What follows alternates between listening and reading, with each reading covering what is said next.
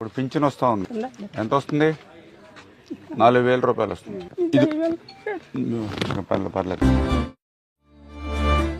ఇది వరకు 200 రూపాయలు వచ్చేది పింఛను ఫస్ట్ లో.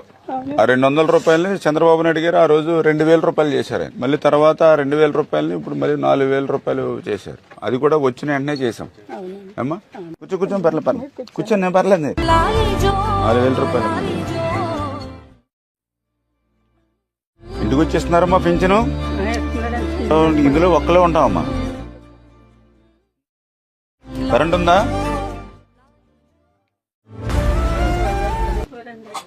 కొడుకులు చచ్చిపోయాక ఇంకా పెద్ద కొడుకు రెండో కొడుకు కూడా చనిపోయాడు. పెద్దవాడు ఏదైనా అవసరం ఉంటే హాస్పిటల్ అవసరం అది ఉంటే చెప్పండి, మనకి చేద్దాం.